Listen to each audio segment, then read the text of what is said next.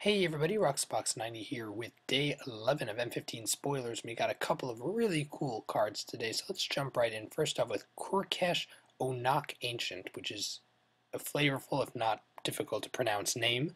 2 and 2 red for a 4/3 Ogre Spirit. That's not a common creature you see. Legendary creature, so this is EDH possible. Whenever you activate an ability of an artifact, if it isn't a mana ability, you may pay 1 red, and if you do, you copy that ability.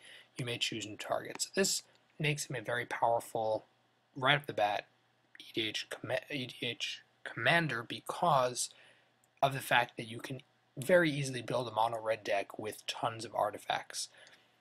The simple example they give here with loopholes is that you can generate infinite mana with him, Voltaic Key, and Gilded Lotus, and really any mana rock generating more than 1 mana, and Voltaic Key, because you tap the Lotus to create 3 mana, use 1 to do the Voltaic Key, and then use his ability with red and then to untap the Voltaic Key and the Gilded Lotus, since it copies the ability. So you're left with 1 hanging and then both untapped, which generates infinite. And there are a bunch of other examples. They give tons of cards like Rings of Brightheart, Mimic Vat, all which work insanely well with this guy. And I think he'll have a lot of options building his own deck or even fitting into most mono red decks since they rely so often on tons of mana rocks and artifacts. And I think he has serious potential as commander. Really cool card. The next huge card tonight is the Chain Veil. Finally, we have Liliana's Veil. And does it really have anything equipment-based? No. It is a legendary artifact, though. For the beginning of your end step, if you didn't activate a loyalty ability of a Planeswalker, this turn you lose 2 life. Better get those Planeswalkers jumping, guys, because 4 tap for each Planeswalker you control. You may activate one of its loyalty abilities once this turn, as though none of its loyalty abilities have been activated this turn. What makes this interesting is that, to my knowledge of the rules, you can't do this.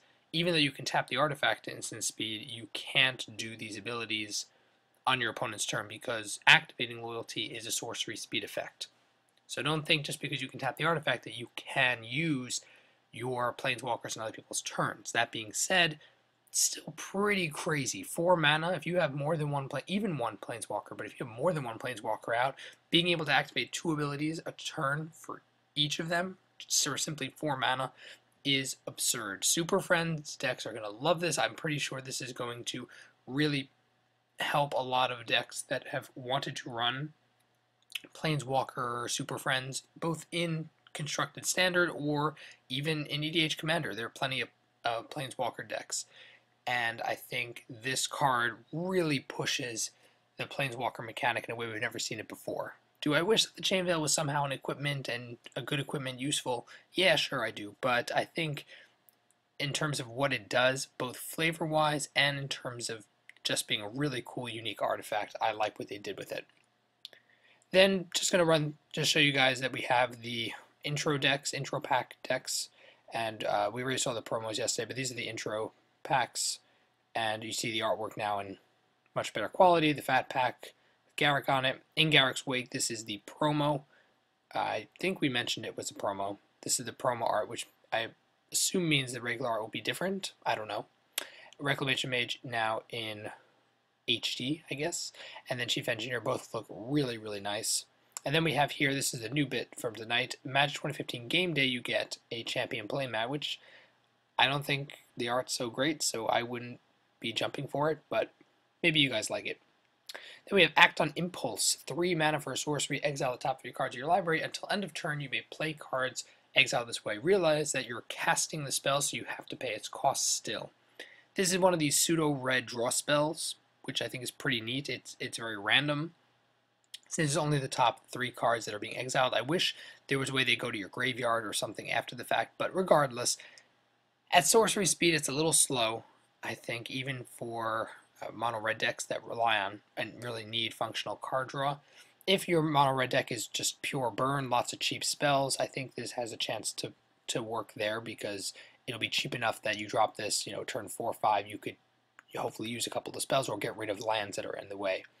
And I really love, the main thing about this card is the art is really different. It's incredibly different.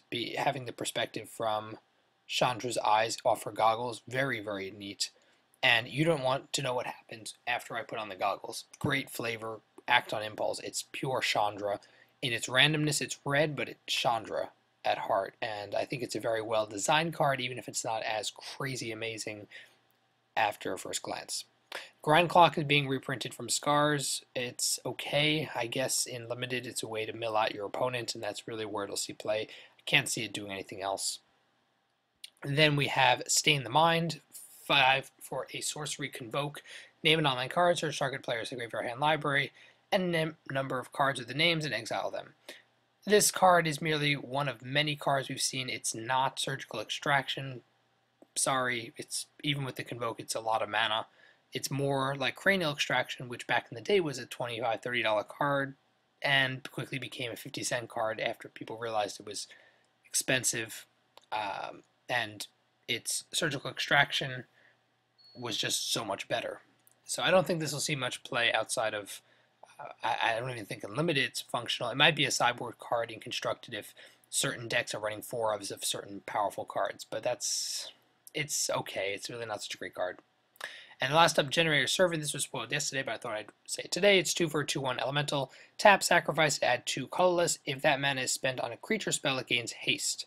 So for those who don't know, there is a artifact creature, a mirror, 2 for a 5/6 that can only be cast with mana generated from creatures. You can easily combo those 2 up, this guy and that to get Superion, I believe is the name. That's just a fun combo. But reality, you could drop the red soul on turn 4 with haste with this guy, which is pretty insane. And I think he'll be a really nice, solid, aggressive card. I do think he's standard constructed viable, depending on how powerful the souls are, or really any aggressive deck. This card can be fantastic. In red-green monsters, we already have Storm Breath with haste, and this doesn't really do that much that way, but he does work with Pelucranos. So he does have a shot at being constructed playable, I'm pretty sure. And Limited, I think he's fantastic. So, I know the video's a little long, but we had a lot of great spoilers tonight. I'd love to hear your guys' thoughts about them down below in the comment section. If you enjoyed the video, tap the like button. If you're new to the channel, check in and subscribe. And as always, Rox Box 90 signing out. I'll see you guys next time.